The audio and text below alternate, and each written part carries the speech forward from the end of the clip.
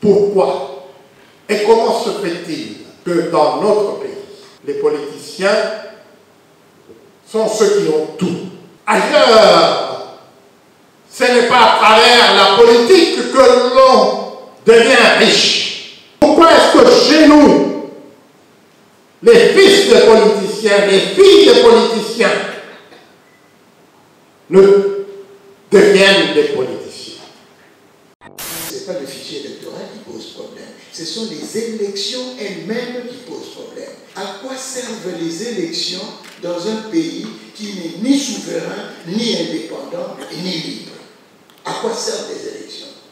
Le choix des dirigeants au sommet de l'État dans notre pays, eh bien, ne vient pas de nous. On nous fait croire qu'il vient de nous. Alors nous faisons des élections. Mais derrière tout cela, ceux qui ont le dernier mot, ce n'est pas le peuple congolais, ni hier le peuple zaïrois. Les élections qui sont devenues un business, qui profitent à certains.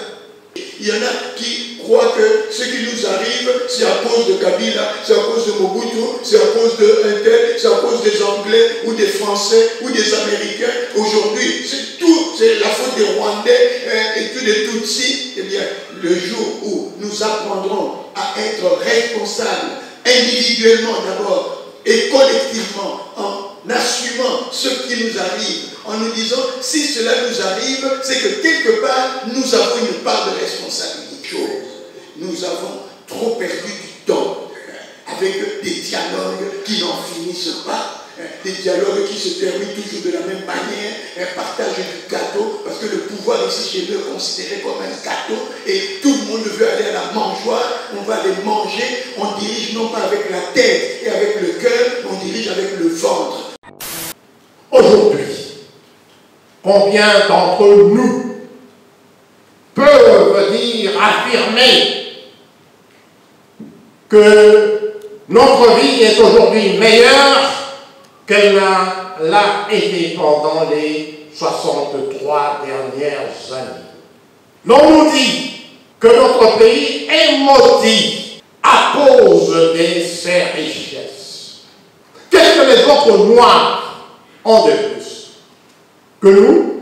Et pourquoi ne faudrait-il que nous, les Congolais, pour que les Blancs soient à l'aise, parce que nous sommes trop pleins de richesses de tout genre dont ils ont besoin?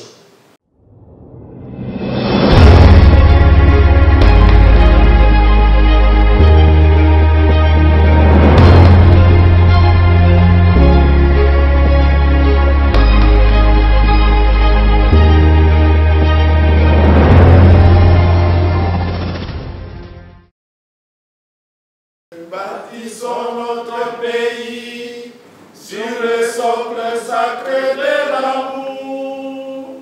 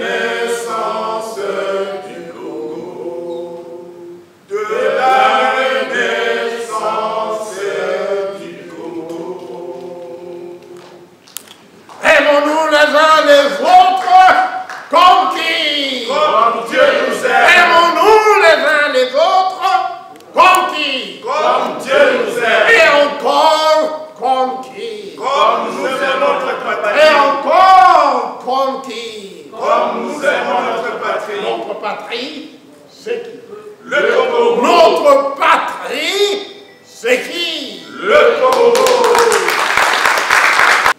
Nous sommes aujourd'hui le 15 août 2023.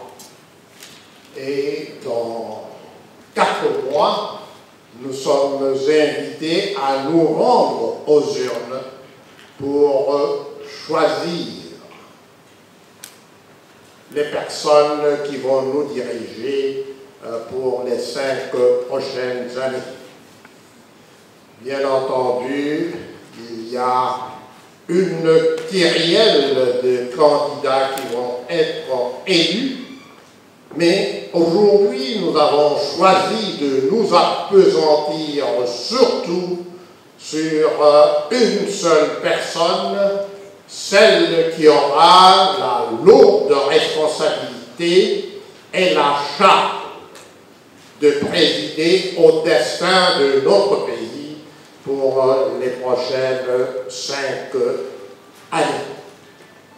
Et cette personne, homme ou femme, qui sortira des urnes le 20 décembre 2023, sera appelé notre président de la République. Notre pays vient de loin, vient de très loin. Aujourd'hui, nous sommes réunis dans cette salle, cette auguste salle de la Seine. Ceux qui sont les plus anciens parmi nous se souviendront que la nuit du 31 décembre 2023, à l'intérieur de cette salle, excusez-moi, le 31 décembre 2016, à l'intérieur de cette salle, les compatriotes s'étaient réunis en notre nom, sous les bons offices de la Conférence épiscopale nationale du Congo, avec pour objectif de retourner le pouvoir du peuple au peuple. C'était un exercice qui nous avait tenus tous en émoi, parce que ceux qui détenaient le pouvoir souhaitaient garder encore le pouvoir pendant plus longtemps. Ceux qui aspiraient à accéder au pouvoir souhaitaient arracher le pouvoir.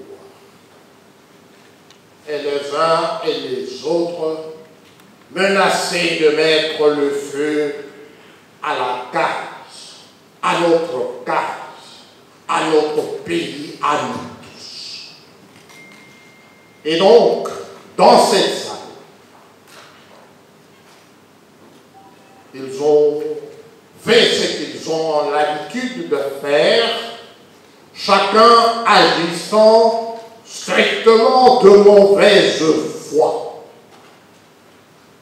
afin d'obtenir la seule chose qui les intéressait, c'est-à-dire l'accès au pouvoir, la jouissance de biens matériels et des privilèges qu'ils s'étaient octroyés les uns les autres à cause de notre pouvoir. Malgré les bons offices de l'Église catholique du Congo, cette parodie d'exercice démocratique s'était poursuivie. Après avoir donné l'illusion à nous le peuple que on allait évoluer vers une situation heureuse.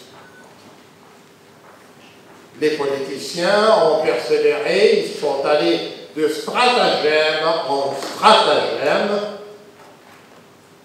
initialement prévu pour 2017.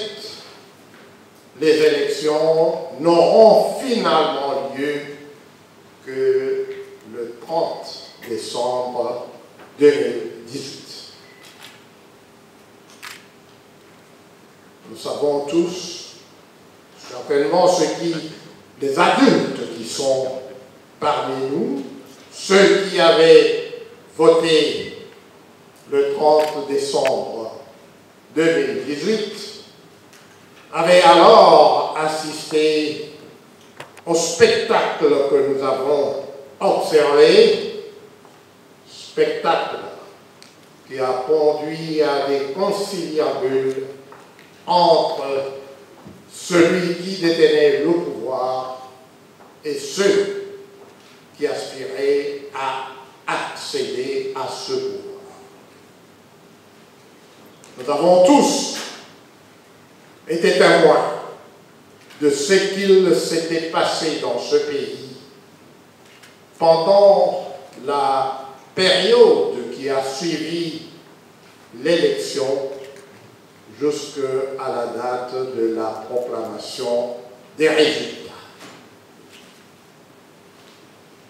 Et nous avons tous, et nous connaissons par cœur la formule que l'on croyait faire recette qui était devenue populaire,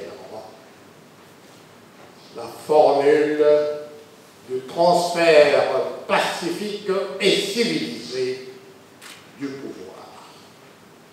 Pour la première fois, nous avait-on dit, dans l'histoire de notre pays, le pouvoir venait d'être transféré pacifiquement d'un leader à un autre. 2 ans après, nous avons assisté à une métamorphose des politiciens. Les mêmes et toujours les mêmes qui avaient été totalement acquis à la cause et à la défense de M. Kabila s'étaient retrouvés du jour au lendemain totalement acquis à la cause et à la défense du président de la République. Et nous avons vu naître dans notre pays une nouvelle alliance, une nouvelle coalition baptisée l'Union sacrée de la nation. Et ce faisant, cette nouvelle union sacrée s'est donné des tentacules et aujourd'hui, nous sommes en présence d'un conglomérat de 23 653 candidats députés nationaux qui n'aspirent qu'à une seule chose, avoir la possibilité de manger à leur aise, de manger à leur faim, d'avoir tout ce dont ils ont besoin pour eux-mêmes et pour leurs enfants. Et nous, le peuple, nous sommes là pour leur servir de marchepied. C'est ça la triste réalité que vit notre pays en ce jour. Le 20 décembre sortiront des urnes des noms, peut-être tirés au sort, mais on nous aura dit que ce sont les noms que nous aurons désignés à travers les urnes. Comme nous le savons déjà, parmi ceux qui sont là, il y a des pères, des mères, des fils, des filles, d'une seule famille, qui sont nos représentants.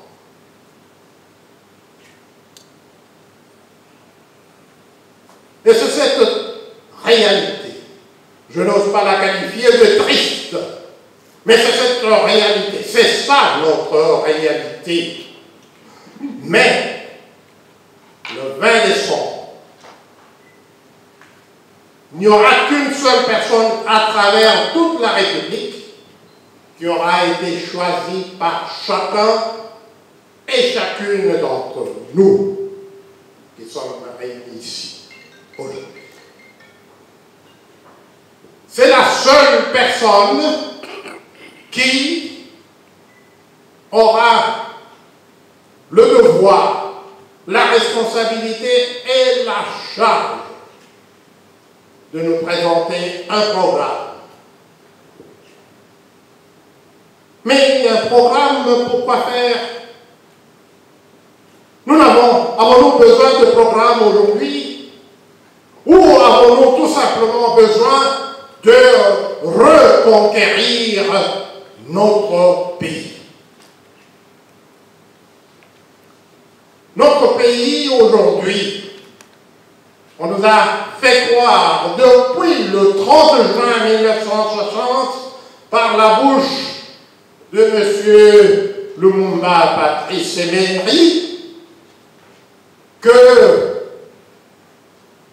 ceux qui étaient venus nous coloniser, les Belges, étaient notre principal ennemi. Chacun, peut-être pas les plus jeunes parmi nous, mais ceux qui ont notre âge et qui avaient déjà atteint l'âge de la raison le 30 juin 1960, nous avions entendu et nous pouvons encore déclamer aujourd'hui les paroles tonitruantes prononcées par M. Patrice Lumumba face au roi des Belges. Il nous avait répété à tue-tête que nous avions connu dans ce pays l'oppression, que nous avions connu la misère, que notre vie était pire que la mort elle-même, parce que nous recevions des salaires, des misères qui ne nous permettaient pas de nourrir nos enfants comme des êtres chers. Aujourd'hui, combien d'entre nous peuvent dire, affirmer que notre vie est aujourd'hui meilleure qu'elle l'a été pendant les 63 dernières années? L'on nous dit que notre pays est maudit à cause de ses richesses, que nous ne sommes bons que pour servir de réservoir de matières premières, et que c'est pour cela qu'un complot international est ourdi pour balkaniser notre pays. Mes chers compatriotes, moi je voudrais vous dire aujourd'hui que rien n'est plus faux. Regardez simplement autour de nous des pays tels que l'Angola voisine, est devenue indépendante 15 ans après nous. Ils ont connu une guerre civile atroce qui n'a pris fin qu'au début des années 2000. Et aujourd'hui, l'Angola se trouve dans une bien meilleure position que nous. Ils viennent même nous défendre. Ils sont venus en 1996 pour nous aider à nous débarrasser de notre dictateur de triste mémoire. Ils sont venus en 1998 pour maintenir l'unité de ce pays qui était divisé en deux, la partie ouest et la partie est, qui était totalement entre les mains des seigneurs de guerre. Je parlais de l'Angola, mais je peux aussi parler d'autres pays tels que l'Afrique du Sud. Un pays qui était loin derrière le nôtre et qui est aujourd'hui à la tête de l'Afrique. Le Nigeria, le pays le plus populeux d'Afrique, ils ont même bâti une nouvelle capitale créée à partir de rien du tout. Des pays comme le Sénégal. J'ai travaillé sur le Sénégal, j'ai visité, j'ai travaillé sur chacun des pays que j'ai cités. Le Sénégal. Qu'est-ce que le Sénégal était jusque même en 1990? Aujourd'hui, vous partez au Sénégal, les Congolais qui vont au Sénégal, ils sont émerveillés par ce qu'ils voient là-bas. Des pays comme le Botswana, ils ont des matières premières que nous avons ici, ils ont les diamants, ils ont aussi des vaches. Et ils ne se plaignent pas comme nous. Alors moi, je nous pose la question. Pour quelle raison? Pour quelle bonne raison pouvons-nous penser et pouvons-nous accepter que les Blancs détestent les Congolais, mais qu'ils préfèrent les autres Noirs? Qu'est-ce que les autres Noirs ont de plus que nous? Et pourquoi ne faudrait-il que nous, les Congolais, pour que les Blancs soient à l'aise, parce que nous sommes trop pleins de richesses de tout genre dont ils ont besoin. Mais la simple raison ne devrait-elle pas nous dicter ou nous imposer de nous regarder d'abord nous-mêmes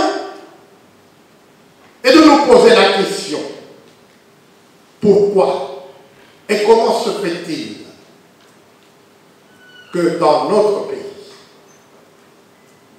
les politiciens sont ceux qui ont tout?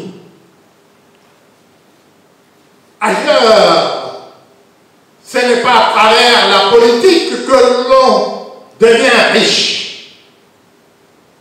On ne va pas en politique que pour s'enrichir. Et on ne devient pas politicien de père en fils ou de mère en fille. Mais est-ce que nous ne pouvons pas et ne devrions-nous pas nous poser cette question fondamentale? Pourquoi est-ce que chez nous c'est l'inverse? Pourquoi est-ce que chez nous, les fils des politiciens, les filles des politiciens ne deviennent des politiciens? Parce qu'ils sont meilleurs que nous tous qui sommes rassemblés dans cette salle aujourd'hui, ou que nous tous laissons millions et plus de Congolais qui peuplons ce pays. Et alors, moi, je vais m'adresser plus particulièrement aux jeunes que vous êtes. Et je le fais avec d'autant plus d'aisance que je compte parmi vos professeurs.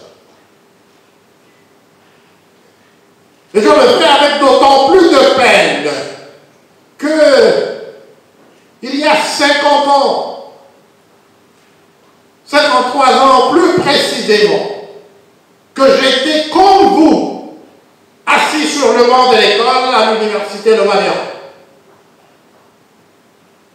À cette époque-là, nous avions d'autres soucis que le souci que vous avez aujourd'hui. Nous avions le souci du bien-être de notre pays. C'est la raison pour laquelle notre université, qui portait à l'époque le nom d'Université de Lomamian, a été supprimée. Je parie qu'il y a plusieurs d'entre vous qui ne connaissent pas même ce que fut le nom de cette université. Je ne parie pas seulement, j'ai posé la question à vos camarades dans mon cours. Comment s'appelle cette université? Ou comment s'était appelée cette université? Vous le savez. Aujourd'hui, vous rêvez d'une vie meilleure en dehors de notre pays. Et je ne vous blâme pas, j'étais moi-même en dehors de ce pays. Mais je suis revenu. Je n'étais pas resté en dehors du pays parce que je souhaitais. Je suis resté parce que j'avais mieux à faire ou parce que là où j'ai travaillé, on m'offrait plus que ce que mon propre pays pouvait m'offrir.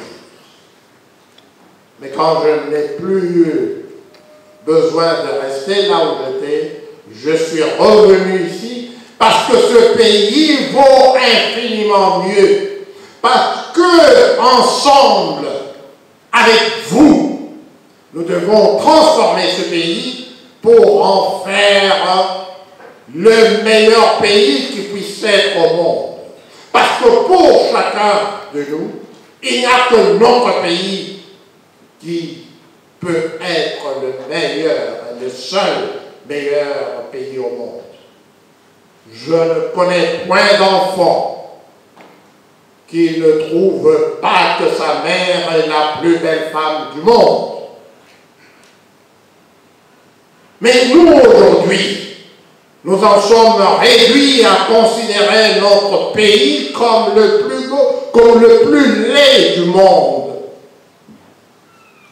Nous devons changer cette donne. Nous devons véritablement prendre cette question à bras le corps et prendre la détermination ici et maintenant de réinventer notre pays. Ce pays est un don de Dieu, comme nous le chantons dans notre hymne national. Mais ce pays est un pays au service duquel chacun de nous doit se mettre, comme nous chantons dans notre hymne de Rarec, qui dit « Mettons-nous au service les uns des autres ».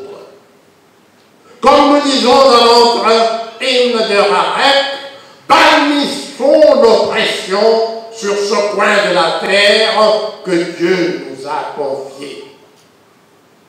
Regardez les merveilles de cette nature. Il ne nous appartient qu'à nous de rendre cette terre plus belle que jamais. Et c'est cela que nous devons prendre comme résolution de faire le 20 décembre 2023. Vous qui êtes jeunes, vous qui avez encore et qui devez avoir le courage d'entreprendre ce que nous n'avons peut-être pas encore la force ou plus la force de faire. Mais c'est vous qui allez sauver ce pays. Et vous ne pourrez pas sauver ce pays si vous ne vous rendez pas compte que c'est demain, dans 4 mois, que cette décision vous appartient et n'appartient à nul autre qu'à vous-même. Voilà pourquoi nous nous sommes réunis aujourd'hui pour échanger entre nous. Regardez, nous sommes tous noirs ici. Personne d'autre ne changera ce pays pour nous. Personne. Ne vous y trompez pas, il n'y a personne. Et il n'y aura pas un autre pays qui vous rendra plus heureux que ici. Croyez-moi, j'ai été ailleurs. Je le sais par expérience. Voilà pourquoi je vais m'arrêter par là. Nous allons entendre 2 autres orateurs et puis nous pourrons échanger à bâton rompu sur la pertinence de tout ce que je viens d'échanger et de vous communiquer. Je vous remercie. Parce que ce n'est pas le fichier électoral qui pose problème, ce sont les élections elles-mêmes qui posent problème. Et la question que l'on n'ose pas se poser, en tout cas si on la pose, on passe pour être quelqu'un qui est opposant, qui est contre et tout ça. Mais la vraie question, c'est celle de savoir à quoi servent les élections dans un pays qui n'est ni souverain, ni indépendant, ni libre. À quoi servent les élections? C'est vrai, tout à l'heure, j'ai entendu le professeur Coy dire il dénie catégoriquement le fait que ce sont les autres, là, la communauté internationale, les autres qui ont des plans contre nous et tout. Bon, c'est un point de vue. Il se défendra, il se défend, c'est son point de vue. Mais ce qui est néanmoins vrai dans notre histoire, qui est une vérité, je considère comme une vérité historique, c'est que quelque part, le choix des dirigeants au sommet de l'État dans notre pays, eh bien, ne vient pas de nous. Ne vient pas de nous. On nous fait croire qu'il vient de nous. Alors nous faisons des élections. Mais derrière tout cela, ceux qui ont le dernier mot, ce n'est pas le peuple congolais, ni hier le peuple zaïrois. Observons l'histoire. Alors finalement, à quoi servent les élections? Ma petite réponse à moi est la suivante. Les élections dans notre pays, elles servent à donner une apparente légitimité interne à un pouvoir dont la vraie légitimité est externe.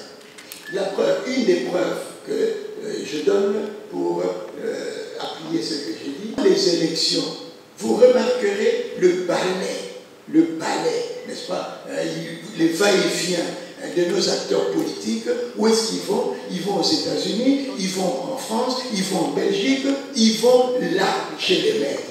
Et même après les élections, à qui ils rendent compte? De qui reçoivent-ils des injonctions, des ordres? Je prends un cas peut-être auquel beaucoup n'ont pas réfléchi. C'était 2001, quand Kabila a pris le pouvoir. 2001, après la mort de son père. Nous sommes au 26 janvier, prestation de serment. Et le lendemain, le 27 janvier, Kabila et puis un groupe de ces gens partent où? Aux États-Unis, en France et en Belgique. À leur retour, je demande à un des amis qui était du groupe, de la délégation, je lui pose la question, mais mon cher ami, pourquoi vous n'avez pas commencé par faire le tour du pays. Si vous prétendez que le pouvoir vous a été donné par les Congolais, eh bien, pourquoi n'avez-vous pas commencé par faire le tour du pays pour écouter les aspirations, pour écouter les besoins, pour savoir ce que vous allez diriger attendent de vous? Pourquoi est-ce que vous n'avez pas fait ça directement? Vous êtes parti aux États-Unis, en France, en Belgique. Il me dit, José, tu n'as rien compris. Tu n'as rien compris. C'est là que le pouvoir se donne. Et nous sommes allés pour confirmer, pour donner, avoir des assurances d'être maintenus au pouvoir. Et leur donner des garanties pour qu'ils nous maintiennent au pouvoir. C'était clair. Pour moi, ça a tout, il avait tout dit, cet ami. Et la preuve, c'est que quand ils te mettent au pouvoir de cette manière-là, ils te maintiennent au pouvoir pendant tout le temps qu'ils ont besoin de toi. Ils ont placé Mobutu au pouvoir. Ils avaient besoin de lui. Jusqu'au moment où le mur de Berlin est tombé, il y a eu cette grande révolution dans le monde, eh bien, le changement de la donne politique internationale, géopolitique, géostratégique et tout, eh bien, ils n'avaient plus besoin de lui. Eh bien, ils s'en sont débarrassés. Et nous nous souviendrons de cet émissaire américain qui est allé juste à Valladolid pour dire à Mobutu, si tu ne quittes pas le pouvoir, eh bien, ton cadavre sera traîné dans la rue comme le cadavre d'un chien. Alors, il est temps maintenant que nous prenions un peu les choses autrement. Et c'est ce propos que je voudrais vous tenir aujourd'hui. C'est que quelque part, à la place de penser d'abord élection des personnes déjà pipées, parodie électorale, nous en savons quelque chose, des élections qui se sont toujours accompagnées ou précédées de violences. Il y a eu des morts d'hommes, 2006, il y a eu des morts d'hommes, 2011, il y a eu des morts d'hommes, 2018. Eh bien, nous allons continuer avec ça jusqu'à quand? Des élections qui sont devenues un business, qui profitent à certains. Comment expliquer que pour le même exercice, eh bien, vous devez à chaque fois changer de matériel, commander de nouveaux matériels pour les mêmes exercices. Ce que vous avez acheté hier, où est-ce que c'est parti? Et puis des élections qui coûtent des milliards, qu'on jette par la fenêtre finalement, parce qu'après les élections, eh bien, c'est la contestation, parce que celui qui n'a pas gagné aux élections, qui prétend avoir gagné aux élections, il dira non, on m'a volé ma victoire, eh bien, ça devient des problèmes et des problèmes qui n'en finissent pas. Il est temps que nous commencions par le commencement. Et le commencement pour moi, c'est faire l'élection, la vraie élection, celle qui consiste à choisir le pays, le système dans lequel nous voulons vivre. Et cette élection-là, nous ne la faisons pas. Vous allez me dire, oui, mais nous avons une constitution. Il y a les juristes. Nous avons une constitution. Eh bien, la constitution a déjà tout déterminé. La constitution a déjà défini le cadre, disons, constitutionnel, juridique, dans lequel nous voulons évoluer. Mais qui a rédigé cette constitution? Pour qui? Pourquoi? Posons-nous des questions. Posons-nous des questions. Je crois qu'il est temps que nous puissions nous poser la vraie question. Quel est le Congo dans lequel nous voulons vivre? Quel est le Congo dont nous rêvons? Moi, je me suis dit, en lieu et place de faire des élections ou de se précipiter vers les élections, il serait peut-être indiqué, il serait peut-être temps que nous nous arrêtions, nous fassions un stop, une sorte de halte. Je prends notre pays comme un véhicule. Je compare notre pays à un véhicule. Il y en a parmi nous ici qui sont des chauffeurs, qui conduisent leur véhicule. Je vois lui-même quand il conduit son véhicule. Eh bien, quand tu es dans un véhicule et que tu vois sur le tableau de bord des signaux lumineux rouges qui clignotent, ça veut dire qu'il y a un problème à ton véhicule. Tu ne veux pas continuer à rouler. Moi, j'en ai fait les frais, j'en ai payé les frais. J'ai roulé avec mon véhicule où il y avait un clignotant rouge qui s'allumait. Je me suis dit, oh ben, je vais arriver. Je ne suis jamais arrivé là où je devais arriver. Parce que je ne me suis pas arrêté pour dire, hey, voyons voir qu'est-ce qui se passe, ouvrons le capot pour voir ce qui se passe dans le moteur de ce véhicule. Eh bien, lorsque tu conduis un véhicule, tu vois qu'il y a un clignotant rouge. Et dans le cas d'espèce, ce n'est pas un seul clignotant rouge, il y en a plusieurs qui clignotent sur le tableau de bord. Eh bien, il faut nécessairement, impérativement s'arrêter. Il faut faire halte, stop. Tu descends du véhicule, tu ouvres le capot et tu vérifies, tu regardes qu'est-ce qui ne va pas. Tu vas voir qu'il y a de la fumée, tu vas voir qu'il y a de l'eau qui coule, tu vas voir qu'il y a de l'huile, tu vas voir qu'il y a une courroie qui est cassée et tout cela. Eh bien, comme tu ne t'y connais pas, tu n'es pas mécanicien, tu appelles un mécanicien, un spécialiste, un expert qui lui va faire le diagnostic et va dire, eh bien, ton moteur là, il est foutu. Il est foutu. Et c'est le cas de notre pays. Le moteur est foutu. Le moteur, c'est le système. Le système est foutu. Un système fondé sur le primat de la voix. Ce système est foutu dans le monde entier. Et d'ailleurs, regardez seulement comment ceux qui nous ont amené ce système capitaliste libéral, ultra-libéral et sauvage même, mondialisé, eh bien, aujourd'hui, ils remettent en cause. On parle de l'altermondialisme, un autre monde. Un autre monde. Mais nous copions ce que les autres sont en train de vouloir changer et même de rejeter. Eux-mêmes qui ont créé ce système. Alors que nous venons d'un système fondé sur le primat de l'être. Et je dis ça un jour aux amis, je dis, est-ce que vous vous êtes rendu déjà compte que dans nos langues africaines, en tout cas congolaises, telles que je les connais, le verbe avoir n'existe pas. Lorsque tu veux dire j'ai un véhicule, en lingala tu diras nazalina. Kozala c'est être. En swahili tu diras niko na. C'est être. Être avec. Nous sommes d'une culture de l'être, d'une civilisation de l'être. Mais malheureusement, cette civilisation, cette culture a été quelque peu bafouée, détruite même. Et nous sommes entrés de plein pied dans la culture de l'avoir et quelque part, nous entrons même très mal là-dedans. Parce que nous n'en maîtrisons pas tous les paramètres. Nous ne les maîtrisons pas.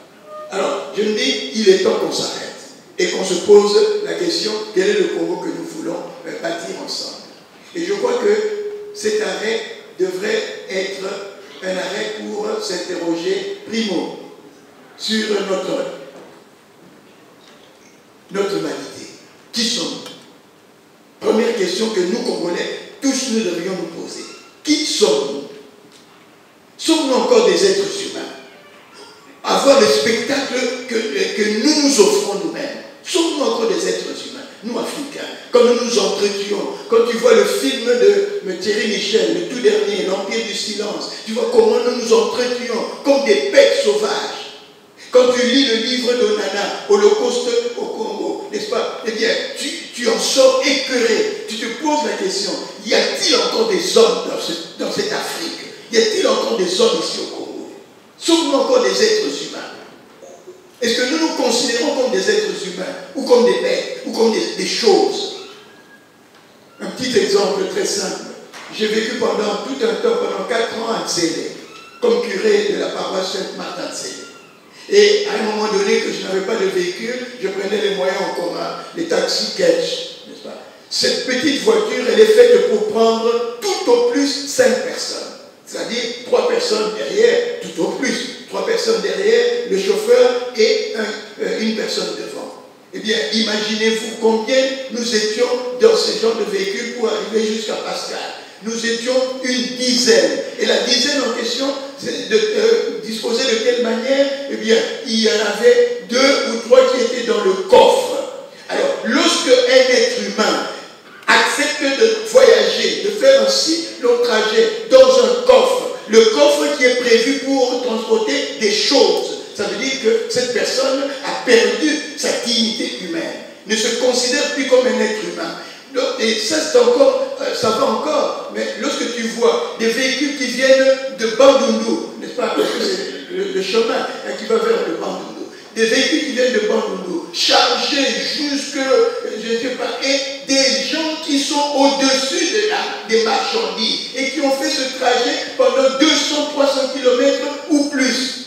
Est-ce que ce sont encore des hommes? Est-ce que ce sont encore des hommes? Alors, je me pose la question. Qui sommes-nous? Et le qui sommes-nous là, c'est comment les autres nous perçoivent, comment les autres nous prennent. Depuis la traite négrière, mais nous sommes des choses, nous sommes des outils de travail. Et nous-mêmes, comment nous nous percevons? Il y a un ami qui m'a envoyé quelque chose hier où on dit que la France nous considère comme juste leurs intérêts, les intérêts. Hein? Eh bien, j'ai dit, ok, c'est bien, si la France nous considère comme telle, mais la vraie question, ce n'est pas ce que la France pense de nous. La vraie question, c'est nous, Africains, nous, Congolais, que pensons-nous de nous-mêmes? Que disons-nous de nous-mêmes? Qui sommes-nous? C'est la question fondamentale. Sommes-nous encore des êtres humains? Ou, comme disait un médecin qui a écrit un livre que j'aime beaucoup, il se pose, qu'est-ce qui nous rend humains? Première question. Notre nature humaine, est-elle encore de mise? Deuxième question, d'où venons-nous? D'où venons-nous? Si nous faisons une halte plutôt, c'est pour nous poser aussi cette question. D'où venons-nous? La maîtrise de notre histoire. Et il n'y a pas longtemps, j'échangeais avec quelqu'un qui m'a ouvert les yeux. Parce que lorsque moi je pose la question d'où venons-nous, j'ai tendance à limiter, à faire commencer notre histoire avec la traite négrière. Pour dire, voilà, ça compte. Non, notre histoire n'a pas commencé avec la traite négrière. Nous avons une histoire. Nous avons connu les empires, Empire Louba, Empire Kouba, Empire machin, tous des royaumes dans ce territoire, n'est-ce pas, qui est le nôtre, n'est-ce pas. Et donc notre histoire ne commence pas par la traite négrière, par la colonisation. La colonisation, la traite négrière, la colonisation venue à un moment donné de notre parcours historique. Et bien, évidemment, ça a changé beaucoup dans la suite de notre histoire. Ça a changé beaucoup. D'où venons-nous? Maîtrisons notre histoire, connaissons notre histoire. Combien de gens connaissent Lumumba? Est-ce qu'on enseigne Lumumba dans nos écoles, dans nos universités?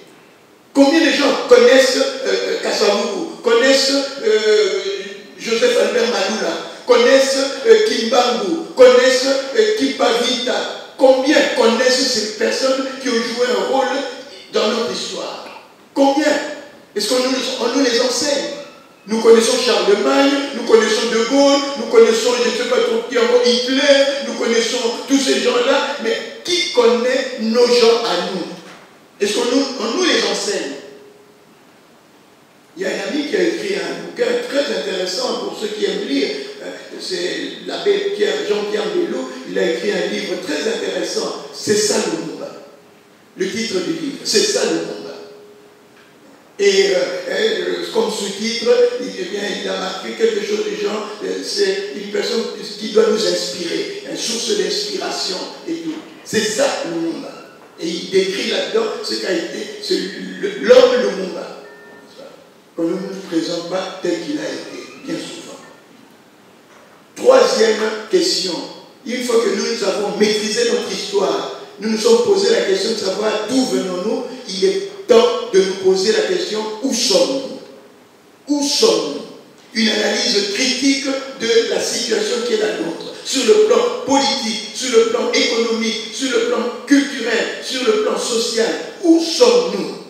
Tout à l'heure, j'ai entendu le professeur parler de l'oppression, de la misère, de 63 ans, 63 dernières années. Est-ce que nous avons évolué? Est-ce que nous avons... Eh bien, où sommes-nous aujourd'hui? Où sommes-nous? Quelle est notre situation aujourd'hui? Et une analyse critique signifie nous allons voir les faits objectifs, nous allons voir les auteurs, les acteurs concernés, auteurs, victimes et autres. Nous allons voir les complices, les alliés. Nous allons voir les causes. Qu'est-ce qui pousse les gens à faire ce qu'ils sont en train de faire pour que le pays en arrive là? Et qui fait quoi? Et c'est en ce moment-là que chacun de nous prendra la part de sa part de responsabilité. Il y en a qui croient que ce qui nous arrive, c'est à cause de Kabila, c'est à cause de Mobutu, c'est à cause de un tel, c'est à cause des Anglais ou des Français ou des Américains. Aujourd'hui, c'est tout, c'est la faute des Rwandais et tous les Tutsis. Eh bien, le jour où nous apprendrons à être responsables individuellement d'abord et collectivement en assumant ce qui nous arrive, en nous disant si cela nous arrive, c'est que quelque part nous avons une part de responsabilité. Ce que nous avons fait ou ce que nous n'avons pas fait, ce que nous faisons ou ce que nous ne faisons pas, eh bien, contribue à la situation dans laquelle nous nous trouvons. Et là-dessus, mes amis, permettez que je vous renseigne sur un compatriote qui vient de publier un livre très très intéressant, en tout cas pour ma part. Il s'appelle Arsène Mouezi, pas connu au régiment. C'est un enseignant. C'est un enseignant, un simple enseignant à l'école secondaire. Il enseigne les mathématiques à l'ITP Gombe. Il s'appelle Arsène Mouezi. Il vient de publier un livre qui s'intitule « La société responsabilitariste ». Je dis bien le mot. Et c'est un néologisme qu'il a créé, n'est-ce pas? La société responsabilitariste, avec comme sous-titre une alternative au libéralisme et à la social-démocratie. La société responsabilitariste. Vraiment génial. J'ai rencontré ce gars, il m'a donné son livre, nous avons échangé et nous continuons d'ailleurs à échanger avec lui. Il a écrit un deuxième livre, L'école responsabilitariste, une nouvelle manière de faire l'école, un nouveau système éducatif. Eh bien, voilà, nous avons des compatriotes qui réfléchissent, qui pensent à l'alternative. Nous pensons à l'alternance, mais nous ne pensons pas à l'alternative. Une alternance sans alternative, c'est chou vert vers chou. Ça veut dire qu'on n'a rien changé du tout. On continue à faire la même chose. Et le vieux Mungu Diaka a eu le mot juste, paix à son âme. Il a eu le mot juste à l'entrée de l'after lorsqu'il a dit on a changé de chauffeur, mais le véhicule reste le même. Et ce véhicule est en panne, il a Nicolas Cric, n'est-ce pas? Donc c'est un véhicule en panne. Notre véhicule Congo est en panne. Nous devons avoir un nouveau véhicule, un autre véhicule que celui qui est en panne. Parce que ça ne nous sert à rien, n'est-ce pas? Quatrième question, c'est où allons-nous? Étant donné où nous sommes, étant donné ce que nous sommes en train de vivre, étant donné ce que nous avons créé comme situation, où allons-nous? Où allons-nous? Où est-ce que ça nous amène? Où est-ce que ça nous amène? Nous sommes en train d'aller vers un fossé, nous sommes en train d'aller vers un mur et nous allons continuer. Où allons-nous? Nous allons tout droit vers un mur. Nous allons tout droit tomber dans le fossé, n'est-ce pas? Où allons-nous? La conséquence de ce que nous sommes. Et enfin, dernière question, où voulons-nous aller? Et ça, c'est la question déterminante. C'est la question déterminante. Où voulons-nous aller? C'est quel est le Congo dont tu rêves? Quel est le Congo dont je rêve? Quel est le Congo dont nous rêvons? N'est-ce pas? Et quel est notre projet collectif? Quel est notre projet collectif? Il est temps, mes amis, que ces 5 questions deviennent la préoccupation de tout Congolais.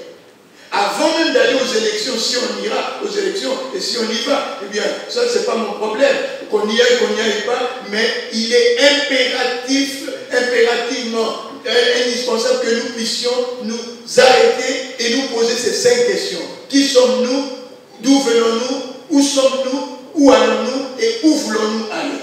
Et alors, une fois que nous avons répondu à ces 5 questions, nous pouvons passer à autre chose, à la programmation, à la planification de ce que nous allons entreprendre comme travail. Et c'est en ce moment-là seulement que nous pouvons maintenant dire quel est le profil des personnes à qui nous aimerions confier n'est-ce pas, la responsabilité de nous conduire dans la construction de ce nouveau Congo. Et c'est là le défi. Le vrai défi est là. Nous choisirons des personnes, mais nous les choisirons à notre manière. Nous ne sommes pas obligés de recourir au système électoral qui a commencé au XVIIIe siècle et qui nous a ramenés à l'aristocratie que les Grecs avaient rejetée en créant la démocratie. Eh bien, 18e siècle arrive, on nous invente les élections et nous revenons à l'aristocratie, non plus héréditaire, mais une aristocratie représentative, élective. Eh bien, il est temps que nous puissions nous arrêter et faire autre chose. Nous avons trop perdu du temps avec des dialogues qui n'en finissent pas. Des dialogues qui se terminent toujours de la même manière, un partage du gâteau, parce que le pouvoir ici chez eux est considéré comme un gâteau et tout le monde veut aller à la mangeoire, on va les manger, on dirige non pas avec la tête et avec le cœur, on dirige avec le ventre, n'est-ce pas? Et la preuve c'est que dès qu'on arrive au pouvoir, eh bien, on attrape un ventre, on devient ventripotent, n'est-ce pas? C'est un signe qui montre comment on dirige dans notre pays, avec le ventre et pas avec la tête et avec le cœur, la raison, l'intelligence et l'amour. Voilà ce que je voulais partager avec vous. C'est peut-être des choses qu'on n'aime pas entendre, qu'on n'entend pas souvent, n'est-ce pas? Mais je tenais absolument, comme le professeur Poï m'a donné l'occasion de le faire, eh bien j'ai tenu à vous partager ce qui m'habite et ce pourquoi je me bats. Il faudrait qu'on arrive aujourd'hui ou demain à un forum patriotique pour la refondation de la nation. Voilà ce que moi je propose. Un forum patriotique pour la refondation de la nation. Et un forum qui ne sera pas commandité par les maîtres du monde, et un forum qui ne sera pas dirigé et orienté par eux, mais un forum congolo-congolais. Et un forum qui n'aboutira pas au partage du pouvoir, parce qu'on n'en a rien à foutre. Un forum qui aboutira à l'élaboration d'une vision commune partagée par tous les Congolais. Voilà le Congo de nos rêves, comme un Français, quand il lui dit la France, il sait de quoi il s'agit. Un Américain, quand il lui dit les États-Unis, il sait de quoi il s'agit. Et nous, quand on dit le Congo, de quoi s'agit-il? Chacun de nous a sa petite idée là, son intérêt, qu'il cherche, son petit clan.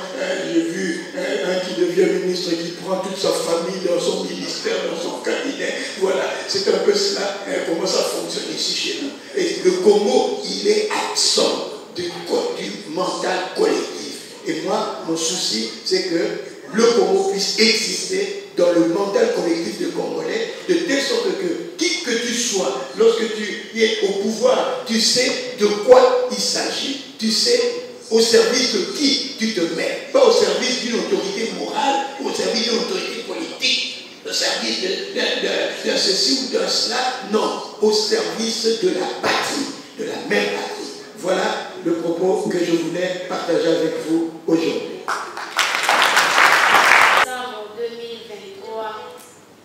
Je sens la force de notre présence qui émet positivité et enthousiasme, capable d'envahir et de réjouir non seulement cette salle, mais tous les pays. Chers jeunes, la situation que traverse notre pays dans tous les secteurs éducatifs, social, économique, politique et culturel nous préoccupe et nous concerne tous. Même si les élections des députés nationaux et provinciaux ne sont qu'un gagne-pain pour les politiciens. Comprenons en tant que jeunes que notre misère vient de l'incompétence et de l'insouciance de nos propres dirigeants et non pas de la méchanceté des étrangers. L'élection du président de la République est la seule qui nous attire et retient notre attention, et c'est notre devoir civique en tant que patriotes de réfléchir et de prendre conscience de maintenant à faire les bons choix le 20 décembre 2023. pour élire un président compétent et vertueux pour redresser notre pays afin de les sortir du marasme dans lequel il gît pitoyablement depuis 63 ans. En se référant aux statistiques des élections de 2018, on constate que 63% d'électeurs ont moins de 35 ans, dont l'âge varie entre 35 à 18 ans. 72% d'électeurs ont moins de 40 ans, dont l'âge varie entre 40 à 18 ans. 79% d'électeurs ont entre 45 à 18 ans. Donc, il y a eu environ 32 millions d'électeurs de moins de 45 ans sur 40 millions d'électeurs. Pour les femmes, quand on parle du processus électoral, on a des corps électeurs 51 à 49 pour tout âge. Pour les candidatures, il n'y a eu que 13% de femmes qui ont entre 40 et 18 ans. Ensuite, pour les élus, 18% sont entre 40 ans et 18 ans. Ces statistiques nous démontrent clairement que les jeunes et les femmes ne s'impliquent pas suffisamment au processus électoral. Jeunes et vieux avons tous le même droit et le devoir de s'impliquer dans la politique de notre pays afin de jouir et d'être satisfaits à nos besoins primaires, secondaires et s'engager pour prendre notre destin. Amen. Car dit-on, la jeunesse est l'avenir de demain. Nous devons restructurer notre pays en adoptant de nouvelles stratégies d'émergence qui mettent tous les citoyens sur un même pied d'égalité. Jeunes, prenons donc conscience pour l'avenir de notre patrie. J'ai dit et je vous remercie. Des réponses à donner, mais où est-ce qu'on peut venir les donner? Par exemple, comme il y aura les élections qui vont venir, il y a déjà des gens qui sont en train de demander leur candidature. Je pose quelqu'un la question, il dit tu vas me voter. Je lui dis quel est ton plan d'action? Parce que moi je ne peux pas voter quelqu'un que je ne connais même pas ton plan d'action. Parce qu'on va évaluer quelqu'un par rapport à son plan d'action. La deuxième chose, par exemple, l'insalubrité qui sont dans nos avenues. On voit de la saleté. Où est-ce qu'on pourra aller s'exprimer, où on sera écouté quand on entend quelqu'un qui a détourné l'argent, on a suivi ça à la télévision, et après, par exemple, on enlève en dignité. Vous voyez, toutes ces choses-là, ça décourage, on se demande, mais où est-ce qu'on pourra se donner ces propositions pour arranger le pays? À toutes les questions, une RDC, comment nous la voulons, mais comment nous voulons les électeurs? Nous, je pensais à nos jeunes, qu'ils puissent voter les gens par des principes, donner un profil. Toute personne qui répondra au profil, directement, ça ne sera pas une question de la Constitution. Nous, les Congolais, on ne connaît pas cette Constitution qui a été taillée sous mesure. Où est-ce que nous pourrons nous plaindre pour qu'elle soit modifiée? Donc, donnez-nous un endroit, je ne sais pas, là on pourra donner des réponses pour un pays où nous savons tel que nous le voulons et où nous voulons aller. Merci. Sur les réseaux sociaux, il y a un paradigme qui circule beaucoup où on pose la question qui veut les changements? Tout le monde lève les doigts. Qui veut changer? Personne. Donc, c'est pour dire que tout ce qui a été dit ici tend vers la recherche des soucis d'un changement, puisque nous constatons, nous sommes tous d'accord sur le constat. Je crois que le diagnostic a été fait plusieurs fois. Mais nous voulons que les choses changent. Mais c'est le vrai problème n'est pas qui veut changer. C'est-à-dire nous, les Congolais, et John Cott, le grand spécialiste de la conduite des changements au niveau des organisations, professeur émérite à Harvard, définit 8 étapes pour les changements. J'en prends que 4 les premières. La première étape, c'est créer un sentiment d'urgence. Il faut créer dans la société un sentiment d'urgence, qu'il est urgent que les choses changent. La deuxième chose, c'est former une coalition directrice, une coalition, une masse critique pour pouvoir pousser à ces changements-là. Et la définition d'une vision et d'une stratégie devient dans la troisième étape. Ensuite, communiquer cette vision et mobiliser et pousser à l'action. Or, moi, la chose qui m'inquiète le plus dans notre pays, c'est que ce sentiment d'urgence n'existe pas. Personne ne s'inquiète. Quand j'étais moi-même dans les institutions, j'ai posé un jour la question, j'ai dit, moi je suis inquiet. Il m'a dit, pourquoi vous êtes inquiet? J'ai dit, parce que personne ne s'inquiète. Est-ce qu'il y a quelqu'un qui s'inquiète? Et généralement, quand j'ai dit ça, les gens se mettent à rire. La première réaction, les gens se mettent à rire. Vous voyez, nous sommes un pays où une partie est occupée depuis plus d'une année. À l'époque, il y a peut-être 10 ans, c'était un tiers qui était occupé. Mais quelle est notre attitude? Quel est notre comportement? Ici à Kinshasa, est-ce qu'on sent que le pays est occupé? Vous voyez, les terrasses sont bondées tous les jours. Les gens dansent, fêtent, boivent, comme si de rien n'était. Or, le pays, c'est un corps. Ce pays dont l'abbé voudrait nous faire rêver, c'est comme le corps, là. Quand tu as juste même un doigt qui a une petite plaie, qui fait mal, tu ne peux pas être à l'aise. Mais là, nous sommes à l'aise. C'est ça. Qui se rend compte qu'il y a une partie du pays qui est occupée. Donc, ces sentiments d'urgence, d'inquiétude collective qui n'existe pas, ça pose problème. La deuxième chose, c'est créer une coalition. Cette coalition qui peut conduire à une masse critique pour faire bouger les choses, est-ce qu'il existe? Monsieur l'avait parlé d'un forum. Le forum, on en a fait.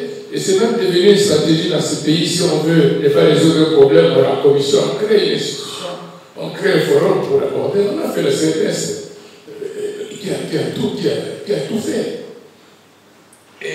Et donc, je voulais, moi, insister sur ces deux étapes qui précèdent la définition d'une vision et la communication d'une vision et la mobilisation autour d'une vision. Mais s'il n'y a pas ce sentiment d'urgence et cette coalition directrice, nous n'irons pas.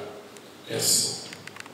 Un professeur de mathématiques, le professeur qui tombe président de l'association des professeurs de l'université.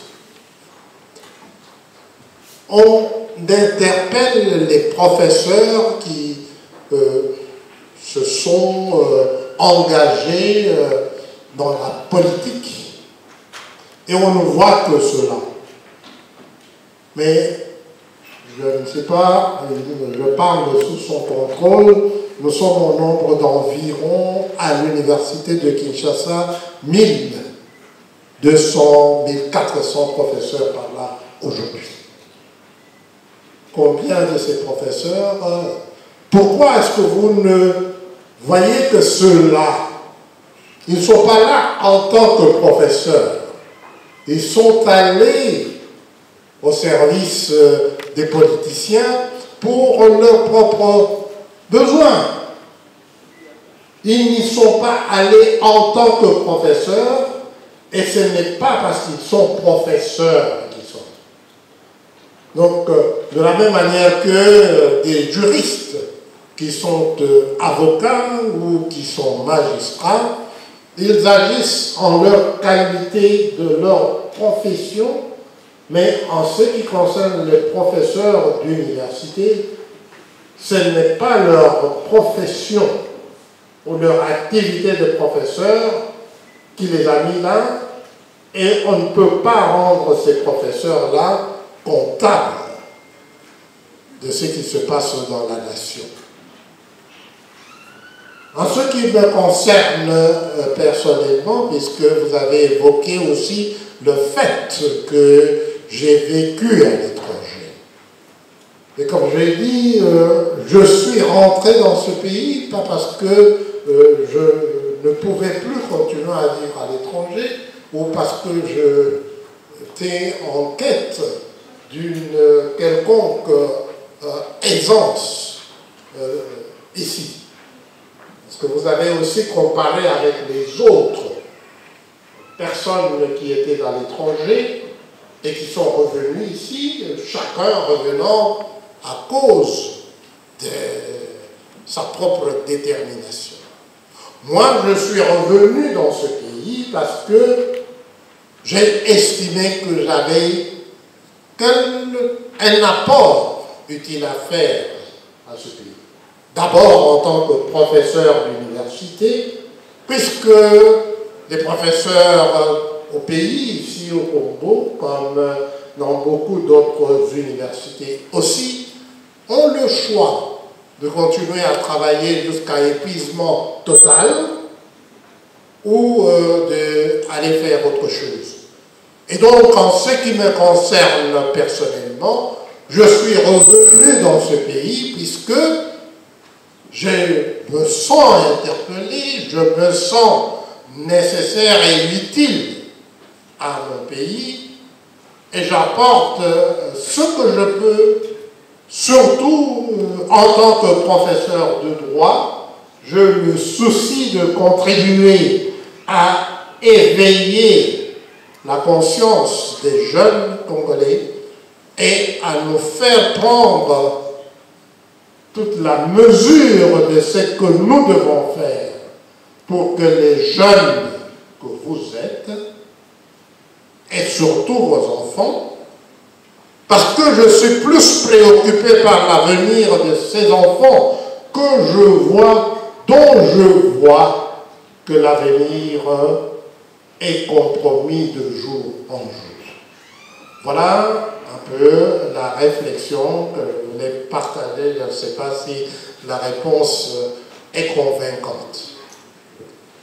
En ce qui concerne mon confrère, Maître Singa, je pensais d'ailleurs que la question ne m'a pas été adressée.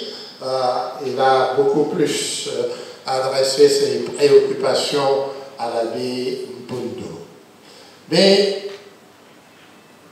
vous inquiétez, vous posez la question de ce qui concerne ce qui se passe dans l'Afrique, dans la partie est de l'Afrique, notamment la résurgence des coups d'État militaires. Moi, par curiosité intellectuelle peut-être, mais en ce moment, je suis beaucoup plus préoccupé par mon pays. Je constate que l'Afrique n'est pas faite que des pays francophones, que cette donne à laquelle vous... Moi qui suis francophone et qui ai eu le privilège de voyager et de travailler surtout sur des pays anglophones aussi, je constate avec beaucoup de regret que pour nous, les francophones, nous sommes beaucoup plus préoccupés par ce que les autres font pour nous ou sont en train de faire contre nous. Et qui sait, peut-être demain, on va se retrouver aussi ici dans notre propre pays avec un autre coup d'État. Dieu nous en protège. Mais nous sommes ici aujourd'hui pour parler de l'élection. Et vous m'avez entendu, je parle de l'élection plutôt que des élections. Parce que, comme je l'ai indiqué dans mon propos, 23 000 candidats qui se bousculent au portillon, parce que vous avez utilisé l'expression, non seulement le ventre, mais aussi le bas-ventre. Ça doit nous interpeller. C'est ça qui m'interpelle. Je me sens beaucoup plus comptable et responsable de ce que nous devons faire ensemble pour que la donne puisse changer demain, dans 4 mois. Si nous arrivons changer cette donne, alors nous pourrons regarder et voir que dans notre pays, on ne parle pas simplement comme des Jerry Rawlings au Ghana, mais qu'après Jerry Rawlings, la vie ne s'était pas arrêtée et qu'elle continuait à aller. Comme ça a été le cas au Nigeria, et qu'après la succession de plusieurs généraux, maintenant, depuis plus de 20 ans, ils sont en train d'avancer. Voilà la préoccupation qui est la mienne et que je voudrais partager avec vous tous qui êtes présents ici et ceux qui nous suivent aussi en ligne. Le ministre honoraire a fait part de son inquiétude. Il a posé 3 questions, soulevé 3 points fondamentaux dans ce pays où on ne s'inquiète pas. On n'a pas le sens de l'urgence. Nous n'avons pas de vision, nous n'avons pas de coalition. Évidemment, le sens de l'urgence est peut-être lié à notre nature. On se souvient, nous aimons répéter que nous avons été réduits à l'esclavage, qu'après les esclavagistes, Léopold II est venu et il nous a traités comme il nous a traités, et puis maintenant les Belges nous ont un peu cajolés. Mais ce sentiment de bon enfant n'est peut-être pas une chose que nous allons changer, mais nous pouvons faire mieux que ça. Au lieu d'attendre, nous devrions plutôt agir. C'est pour ça que nous sommes ici aujourd'hui. Agir avec ceux qui sont là, plutôt que de nous préoccuper d'une sorte de attendre que les autres. Mais au lieu que nous attendions les autres, mais regardez, nous avons rempli cette salle aujourd'hui. C'est déjà un reflet de la prise de conscience. Plutôt que d'attendre que tous nous descendions dans l'arène, allons-y dans l'arène avec ceux qui sont prêts. Et demain, à chaque jour, comme on dit, se fera peut-être sa peine, mais soyons de ceux qui agissent, de ceux qui disent non, moi je n'accepte plus ce qui est, au lieu de nous contenter, de nous interroger et de continuer à gémir sur notre manque de volonté d'aller de l'avant. Vous savez, quand on commence une action, on est seul, c'est difficile, on se demande si on peut y aller, on a toutes sortes de peurs, et puis on se rend compte qu'il y a un deuxième qui vient, un troisième, un quatrième. C'est comme ça que les coalitions se forment et vont se former, et je pense que nous sortirons de cette salle avec un sens d'urgence. Parce que ce sens d'urgence doit être personnel.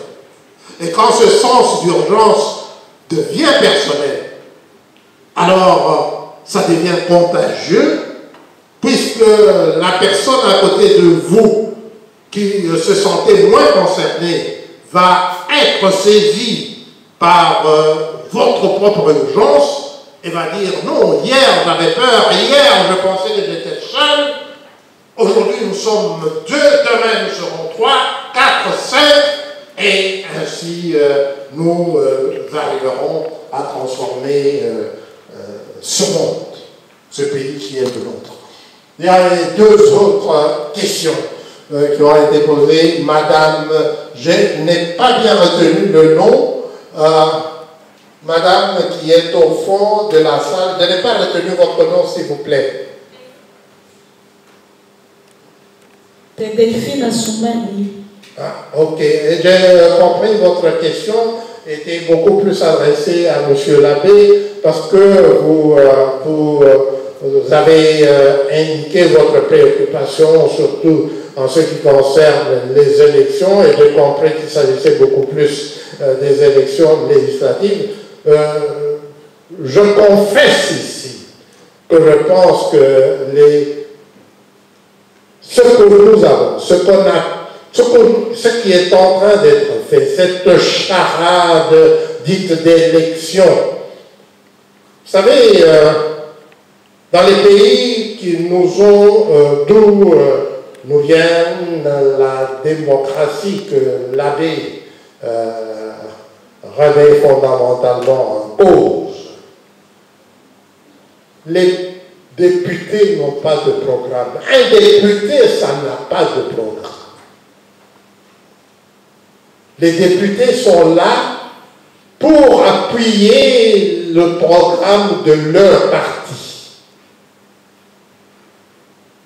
C'est pour ça que en démocratie, dans les pays qui pratiquent la démocratie, ce sont les partis et il n'y en a pas 1000 et plus comme chez nous, parce qu'il n'y a pas de parti, il y a un individu qui est appelé par un argentier, et je ne dirais même pas un argentier parce qu'il s'agit d'un politicien qui a volé de la caisse publique et qui appelle son cousin, son frère, sa femme, sa sœur et qui lui dit il faut créer un parti.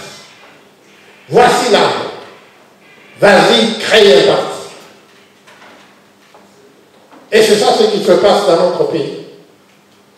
Non, ce n'est pas ça. Et nous ne pouvons pas continuer à nous laisser entraîner dans ces jeux macabres où l'on nous fait croire qu'il s'agit d'une démocratie participative et que va donner la chance à tout le monde. Non. Alors, vous avez posé la question à l'abbé pour qu'il vous indique là où vous pourriez vous adresser. Moi, vous ne m'avez pas posé la question, mais je réponds. Venez vers nous le RAREC, parce que là, nous avons une structure associative. Il ne s'agit pas d'un parti politique, il s'agit d'une association. Et là, nous pourrons réfléchir, vous ferez partie de... nous sommes nombreux ici, vous avez entendu quand nous avons chanté notre hymne de RAREC, et ensemble, nous pourrons faire cheminer pour mener notre pays vers sa transformation en Eldorado africain. Je vous remercie. Je commence toujours par féliciter cette initiative et poser, quand nous suivons les interventions, il y a des questions fondamentales.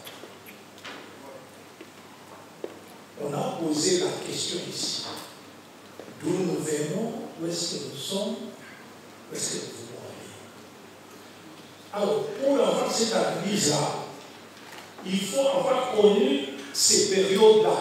Il faut avoir connu ces périodes-là. D'où nous venons, où est-ce qu'on allait, où est-ce que nous voulons aller. Nous avons eu la chance de connaître le colon. Commence par là. Nous avons eu la chance de connaître le colon. Comment les époux étaient organisés à ce moment-là. Nous sommes encore vivants. Nous avons eu la chance de connaître Kassabou avec Lumumba, Mobutu et les autres. Maintenant, si vous comparez maintenant la situation que nous sommes en train de vivre, peut-être vous vivez là tous les jours, mais nous, on n'a pas vécu ça. Nous sommes vraiment, je ne sais même pas quel qualifier ça. Nous sommes vraiment dans un trou. Je ne sais pas comment nous allons en sortir. Maintenant, le problème qui est là, c'est que l'organisation d'un pays, quand vous dites les partis politiques qui s'expriment, il faut qu'il y ait une organisation de l'État. Ici, nous commençons par des individus qui brillent. Oh, Félix était là, il est en train de briller. Oh, Joseph était là, oh, Mobutu. Non. Le Congo doit être un Congo sans personne qui brille, qui est fort en lui-même, par son organisation.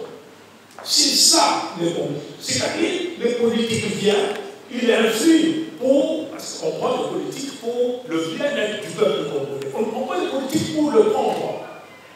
Non. Donc, vous venez avec votre politique, avec votre parti politique pour améliorer. Mais pour améliorer cela, il faut quand même un Congo organisé. C'est ça le problème. Le Congo qu'on a connu organisé, que moi j'ai connu avec ma génération, n'est plus là. C'est ça le problème. Donc, quand on dit qu'il faut réfléchir avec des partis politiques comme nous sommes en train de vivre. Pourquoi, comme dans les pays, on a cité la France, on a cité les États-Unis, on a cité ceci, mais ces pays-là sont organisés. Pourquoi ces pays-là ne vivent que des impôts? C'est-à-dire que les autres productions viennent compléter. C'est des impôts beaucoup plus. Mais alors, qu'il y ait un mot du contrôle, parce que la population doit savoir, moi j'ai des impôts, qu'est-ce que tu en as fait? On ne le fait pas ici. Je prends en voiture, je vois comment à ma tête les gens, mais je me pose sur la question de ces gens-là vivent comment? Ils vivent comment? Enfermés dans une petite maisonnette. Ils vivent comment? Est-ce que les politiciens s'intéressent à tous ces gens-là? Ça m'encourage énormément. On a parlé des professeurs. Moi, je suis professeur, non? Je suis professeur. Le professeur, c'est-à-dire le vieux. Si je ne suis pas un petit professeur, je connais. Pas seulement le professeur d'université, je connais dans tout l'enseignement. Monsieur Lappé, je reviens. Posez une question fondamentale.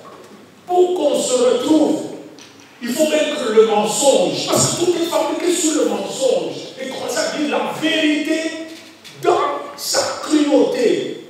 Excellent. Tout est mensonge. Retenez bien ça. L'éducation qui se passe maintenant, que ce soit à l'école primaire, que ce soit aux humanités, à l'université, la parole. Parce qu'à l'université, on forme des spécialistes. Quel est l'investissement de l'État pour former des spécialistes? Quel est. Donc, alors, l'éducation, c'est ça, développement d'un pays. Parce qu'ensemble, nous allons voir comment nous interpeller pour répondre aux problèmes actuels de notre pays. Comment nous allons nous organiser? Parce que tous ceux qui parlent, tous ceux même, ils jouent sur leurs moyens. Ils ont plus de moyens pour atteindre beaucoup de gens et tromper comme la population. Pas seulement la population. Même les professeurs, je ne les retrouve pas. Donc l'UNICI, c'est la plus grande université. Allez là-bas.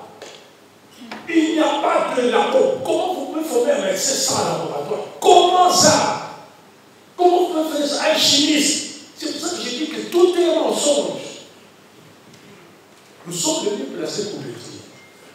Nous sommes les mieux placés pour le dire. Et publiquement, devant n'importe qui. Et personne ne peut me contredire. C'est ainsi que, ensemble, cette dynamique ici, qui continue avec force pour résoudre les problèmes du peuple congolais. Les peuples congolais, je vous le dis, j'étais en France. J'ai fini ici, et puis je suis allé en France. Et puis après je suis allé en Belgique. J'ai vu cet homme. Bien sûr, ils ont manipulé, comme il y a beaucoup de richesses, ils ont manipulé nos dirigeants pour qu'il y ait du désordre, ils continuent à profiter. D'un autre côté, vous avez parlé des professeurs. Beaucoup des professeurs sont des faiblards qui n'ont pas la force de dire non. C'est ça le problème. Qui n'ont pas de force de dire non. Donc il ne faut pas dire que, parce qu'il a étudié, mais il s'en sait. Je m'en excuse. Donc, je résume. Je ne vais pas aller trop me excuser. Hein. Alors, donc, tout tourne autour de dire la vérité au peuple. Quand vous dirigez, vous dites la vérité. Qu'est-ce qui ne va pas? Incapable, vous faites toujours sortir le bien. Or, il n'y a rien qui marche. L'éducation est complètement par terre. De l'école primaire au supérieur. Je suis là, témoin, je veux les témoigner devant tout le monde. Or, c'est ça le développement d'un pays. Je vous remercie, on va accorder la parole. On aura d'autres occasions pour accompagner notre débat au Conseil.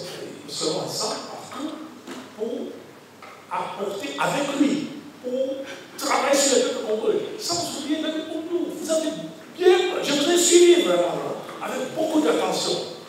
Avec beaucoup d'attention, sans oublier le modérateur, sans oublier tous ceux qui ont organisé cette histoire. Encore une fois, je vous remercie. J'espère que ça ne sera pas la première fois. On va se retrouver pour complètement développer toutes nos idées, qui puissent vraiment amener beaucoup de gens sur ces idées pour que notre Congo marche.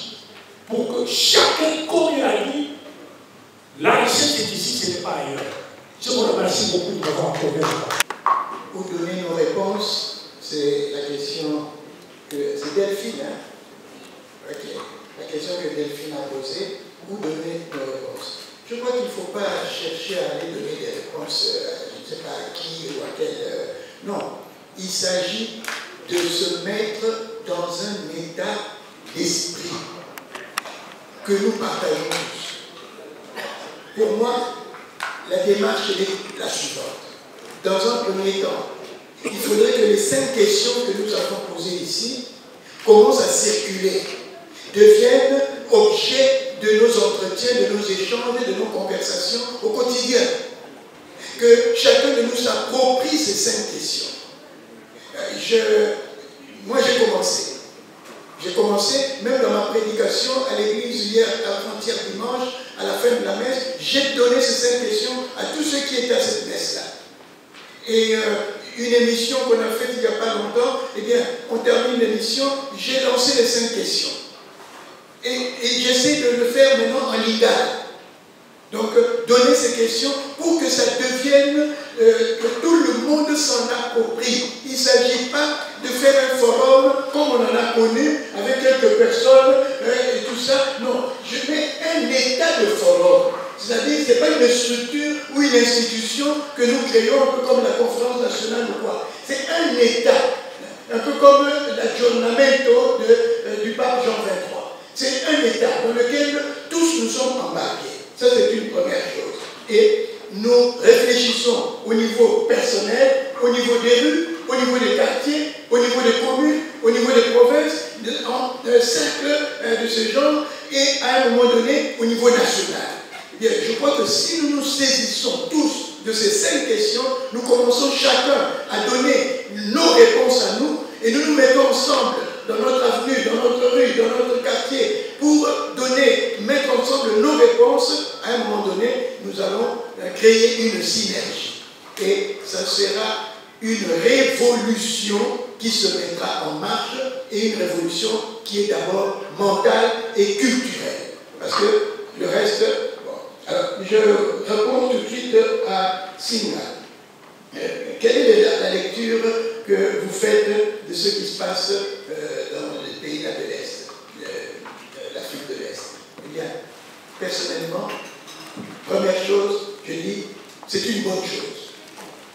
L'Afrique se réveille. À un moment donné, l'Afrique se réveille de son long sommeil.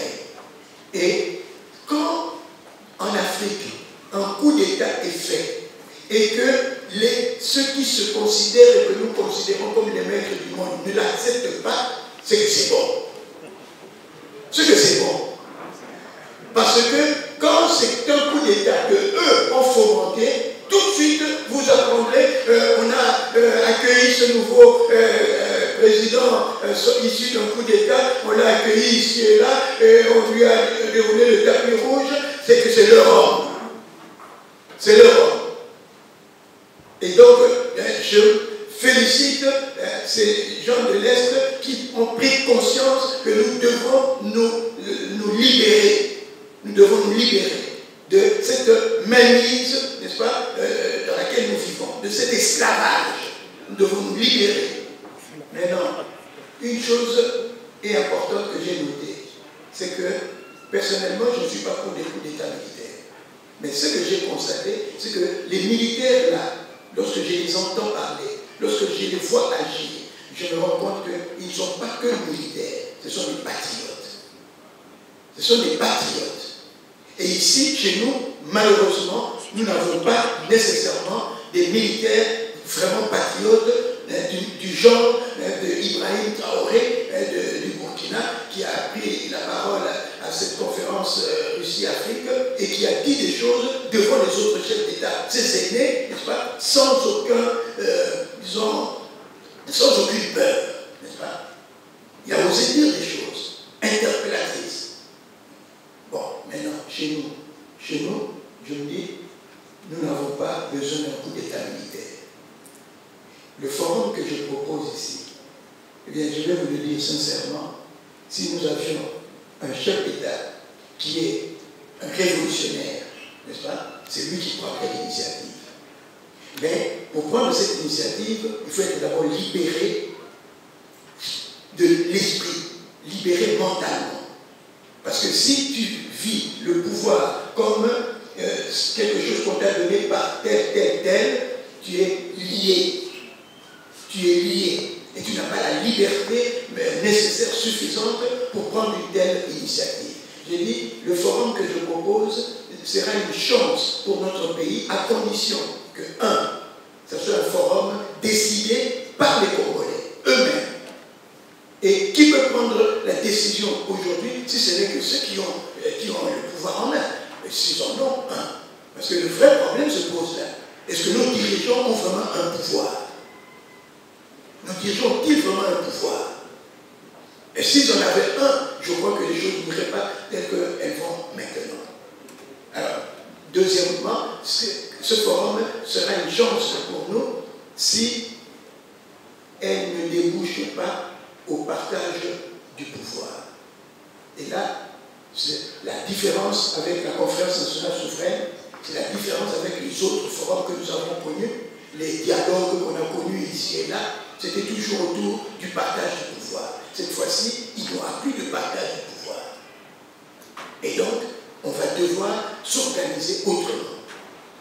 Et j'ai dit, si on a un profil de dirigeants, puisqu'on parle de l'élection présidentielle ici, si on a un profil de dirigeants et que M. Boy, M. Mosso, M.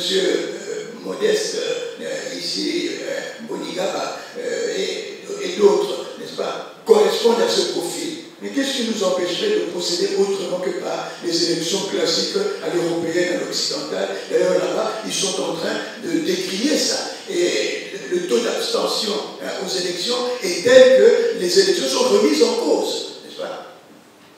Lisez le livre de David Van Reymbroek, un blanc, contre les élections. C'est le titre du livre.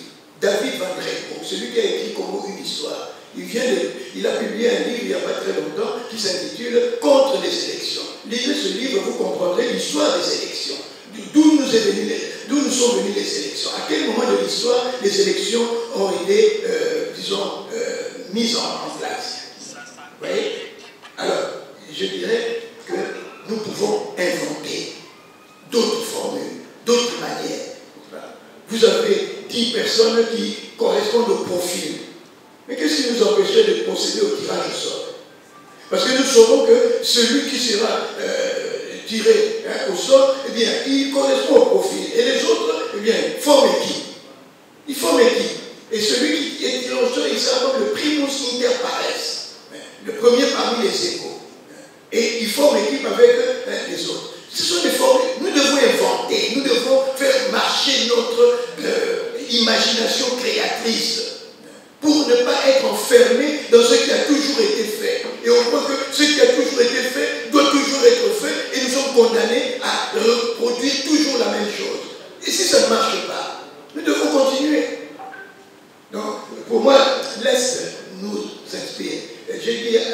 je vous réponds en disant, mettons-nous en contact avec ces gens-là.